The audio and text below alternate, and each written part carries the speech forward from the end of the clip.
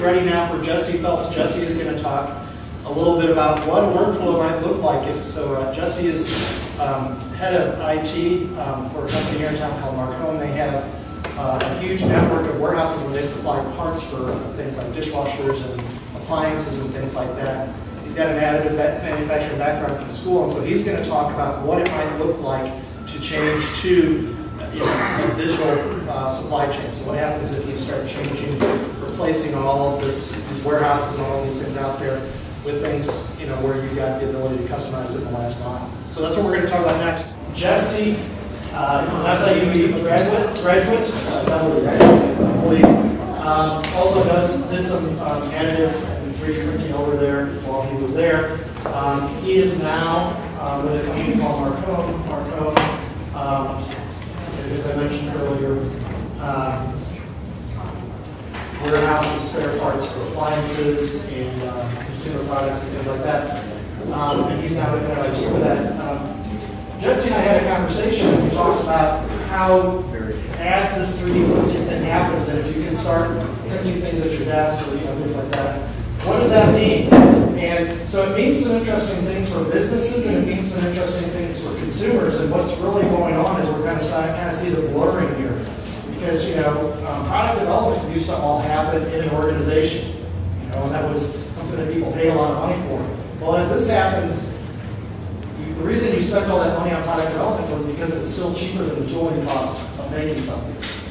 And now, as that cost goes down, and the ability to create digital models and have people create and manipulate digital models evolves, what you're doing is consumers and businesses are starting to merge, and in some places, trade roles. So I think it's, Jesse's also very involved in kind of the hacker maker world, and knows a lot of people in that space, and I think he's got a good perspective on some of the assumptions that we've had about what's the role of the consumer, what's the role of the business, what's the role of the what's the role of the distributor, the manufacturer. Those are all changing. If you didn't see it on our website, in the email I sent you this morning, there's a link to a great article that Kurt Damon, who's an IP attorney here in town. We interviewed him, and he talked a lot about how these evolving roles are changing. And it's like, the problem is that, is this something that's an object patentable? Is it copyrightable? What is it? Why do we do that? And in some cases, it may not even matter because for what the consumer actually wants to use it for. But what Jesse is going to do is he's going to talk about it from his perspective on what he sees as the opportunities here. Okay, to think about it from like Jesse thinks about it, rather than an official role, although he does have an official role. So I'm going to let Jesse get started here. You ready? Yep.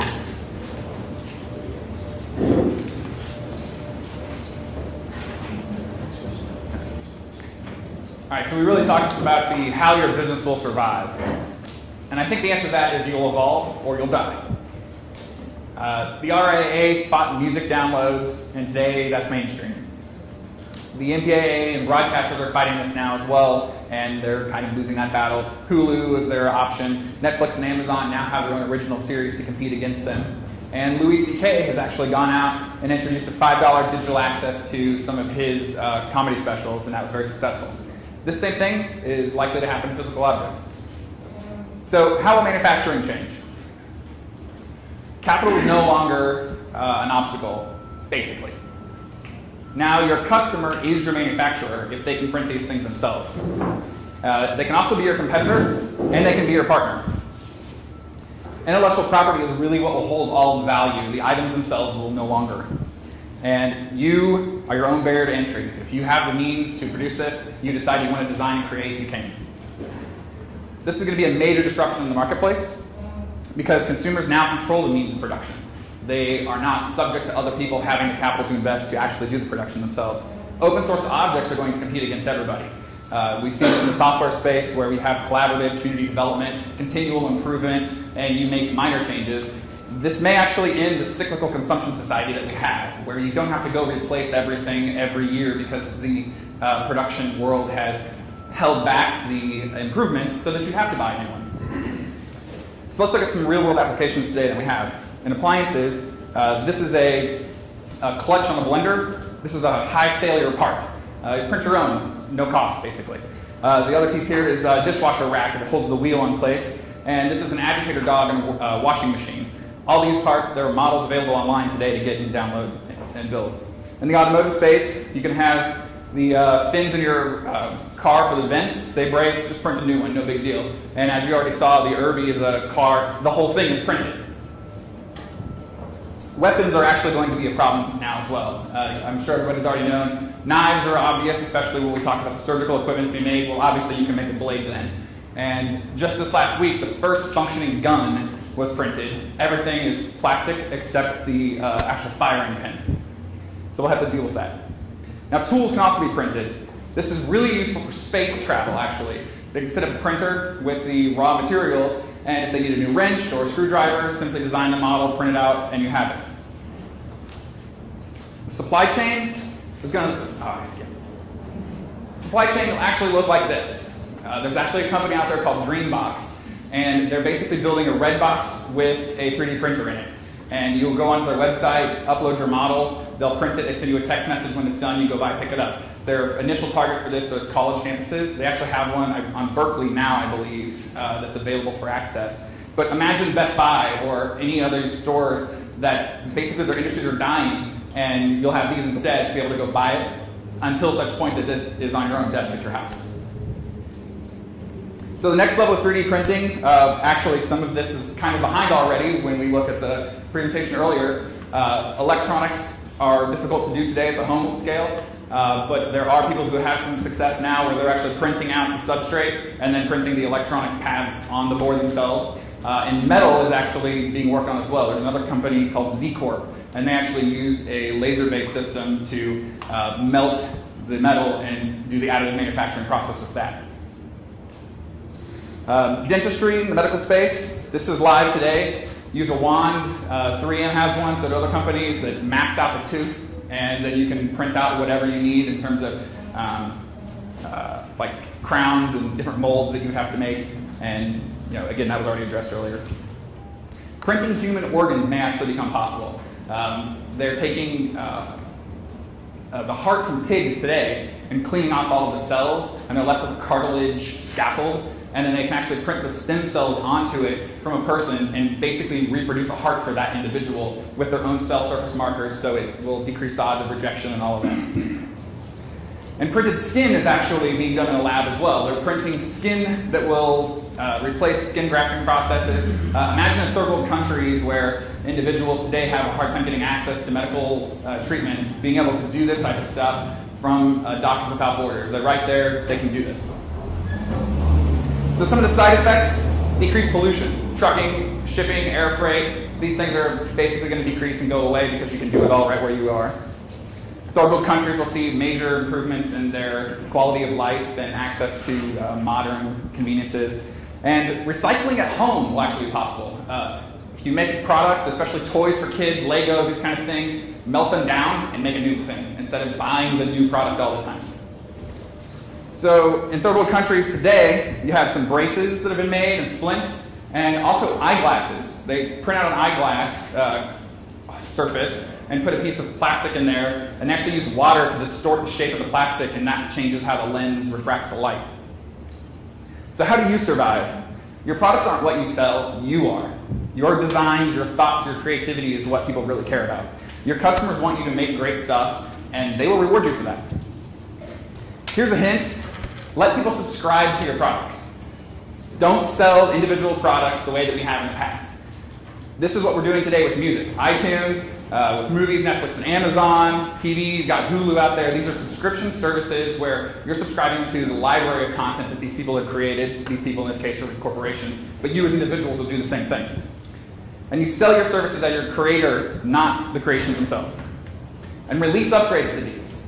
If new versions come out, if you make the model better, give that out as part of what you've already bought. Lessons from digital media can be learned here. We're not going to buy the same thing twice. This is happening today where people are pirating movies that they've already paid for time and time again, and just because a new format comes out, the company expects you to buy it again. People don't want to do that, and they'll pirate it instead. DRM was part of this issue. Digital rights management got in the way, people didn't like it, it makes the product cumbersome to use, and if you do that same type of thing here, people will circumvent it and violate your rights. Bottom line is trust your customers. They want you to succeed. If you do, they will reward you.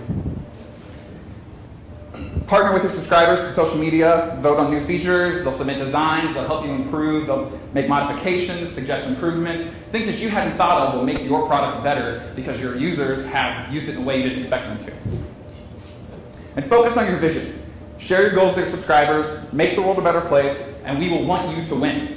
And if you get your subscribers on board with that, they're going to get to be part of it, and they'll feel a personal connection to it more than just spending dollars and buying a product. And I just wanted to show you, this is actually a $2,000 printer, price around there. You can buy it, have it on your desktop, make these things at home. It's MakerBot is the company that has it. It's pretty cheap. I believe you guys have one too that's right in that same ballpark, $2,500, $3,000. $9.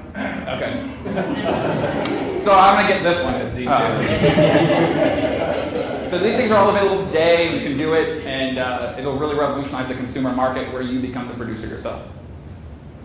Okay. All right. Thank you.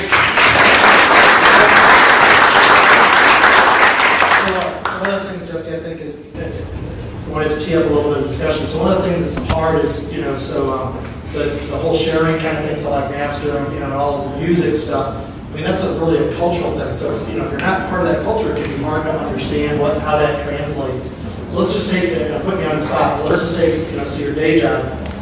What does this look like when you start seeing consumers and producers and suppliers all starting to interact differently? So say, ironically, I think dishwashers must have like some high failure rate on parts because everybody I've ever said something about appliances, all been like, oh, like my dishwasher, blah, blah, blah. So whatever it is, dishwasher. So talk a little bit about how a consumer might have a different relationship with a dishwasher manufacturer as this evolves. Right. So, no, it's fine. So a lot of the dishwasher manufacturers, in the past, it's been a very simple machine that hasn't had much smarts. It's just sprayed water and spun around. Well, now they are spending time figuring out how do we make it smarter, how do we make it more efficient, but they still have to deal with all the costs associated with the plastic parts that are going to break and warehousing those and shipping them. If they could instead invest that capital in actually making the appliance work better and just help you as a customer, if the plastic tab breaks on the dishwasher rack, then here's the model, print one, I don't care. In fact, Nokia did something like this with one of their new Windows phones. They gave out the spec for how you print the case for the Nokia phone. And you could modify it yourself. They gave it out for free. So I think that's really the model it's going to go towards. They'll focus on continuing making the product better and smarter. And you'll pay for it. You'll have to subscribe to the continual technology updates. And every once in a while, there will be things you have to buy, motors and that kind of stuff. Someday, I can envision everything being printed, but that's a ways down the road, right? In the intermediate stage, though, it's the things that you have routine failure on that we expect have a high mean time of failure. That'll be the stuff where you get those things, and they can spend the capital making the product better itself. So for example, so you might end up with a dishwasher rather than they have to sell the dishwasher as a product, and so they really want you to replace the dishwasher over 3 years because the only way you're going to pay for the really new, spotless drying feature is to buy a whole new box. Right. And now they can say, no, I want you to actually, what's our installed base? Right. And they've got a chassis that we can add that feature to, and we can sell it to them, and they've got now, that's a product differentiator rather than just keep it. Yeah. And appliances is a place where you see a lot of generational loyalty or disloyalty.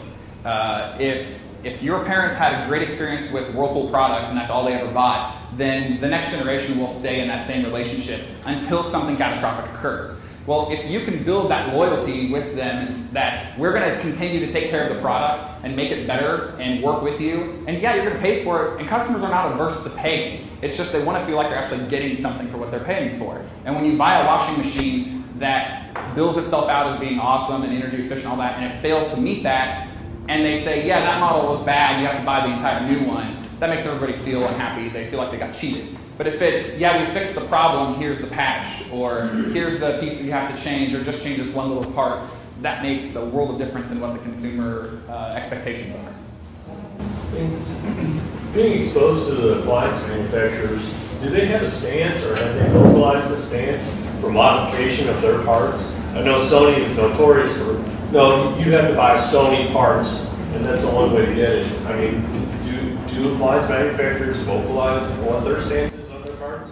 I really can't talk about it. So they're mixed. Because we have a lot of stuff going on that, I was told to try to keep a lot of that out of the conversation. So I can't talk a lot about it. Everybody is very cautious. The industry's old. They don't think about how to change and how to adopt. And the same thing happened with all the other industries we've already outlined. They didn't change their way of behavior until they had no choice to. Sure. And so a lot of that will happen here. The position I take is that you're going to not have the momentum unless you create it. So that's my position on it and the approach that I have with those conversations. But so one thing that I read an interesting article that the Chinese appliance company Haier. So they built a manufacturing plant in the U.S. and one of the concerns was all the U.S. companies said, well, if they're here and they can actually put their production that close to our consumer, we may need to work at doing the same thing because they started seeing that, like, wait a minute, now the value has changed. We used to offshore for the cheapest part, it's cheapest cost, but if they're now getting closer, maybe we need to actually get closer again to our consumer. So it's a little bit of business. So we have a few more minutes before our next presentation. Where is Aaron? There's Aaron. Aaron Thornton is a student, a doctoral student at Missouri Science and Technology. He's going to talk about, maybe if you didn't want to stay on the academic track, what are some businesses that you could, what does the entrepreneur of the next 5 to 10 years look like? What are they doing for businesses in this space? So some interesting business models. But keep talking, and I'm just kind of curious if, if you have anything that's kind of really interesting that's kind of emerged at your table that you'd like to share with the whole group. Does anybody have anything? There's been great conversations. I actually had just a question and comment. You're talking about modular updates to existing products. Well, the software industry has been doing this for years. What can we learn from the software industry as far as that goes? Well, do we just go ahead and imitate it directly, or? Yeah, I mean, I think it really does come down to a combination of consumers who are smart enough to do the update themselves, and then for the rest of the market, it'll be the service tech still who does it. But today, they don't have that option. They can replace parts, but often you're getting the exact same situation again. So if you have something that you know isn't working well, and many of the service guys are restricted by the vendor as well. If they have a good relationship with Whirlpool, let's say, they're not permitted to install non-Whirlpool parts in that machine. So if the Whirlpool part has a known problem, you're stuck getting that part again unless you go to a non-authorized service guy, in which case you void the warranty. So now you have all that kind of issue. If it was just a, we'll actually do the upgrade, make it better, fix it, I think that falls them off. And they're going to compete with open source. That's the key piece too, is if you don't make a good product, someone else will. And when the cost of production is so low, anyone can do it. So who here, raise your hand if you're using open source software today? So anybody that's not raising their hand just doesn't know that all of the software developers are using open source methods and collaborative methods to build the software that you buy today. I mean, that's how they work. They trade modules of software and everything. And I would actually add to that many of you are using it don't even know it. Right. How many have an Android device? Raise your hand. How many have an Android phone that didn't think you were using open source software? Right. So, did you have something, Steve? Or? I was just curious. You showed some appliance parts on there that you how durable are those? It just doesn't seem like you could make, especially something like a clutch on a blender. Right. So actually, that's shredding these parts of the table, for instance. Actually, on Thingiverse, which is the website that's out there now that people share models on, people have made improvements to the existing design to fix the inherent problems. So the plastic tab on the silverware rack in the dishwasher, there was one, this guy said that this thing kept breaking on me. I made it thicker on this part so that it will actually stand up to regular usage. So yeah. Can you speak a little bit about the polymer? I mean, so part of it, I think, there's the perception that it doesn't look as durable as an injection molded nylon part. What would you say that?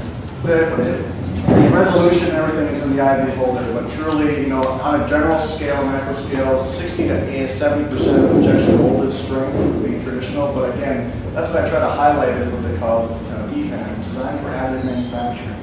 you design it for this technology differently, just like what he was saying, that you're picking it up in areas that need strength, you take it out in the other areas that don't. So you would ultimately get usually a better part when you take considerations for it. There's actually an open source program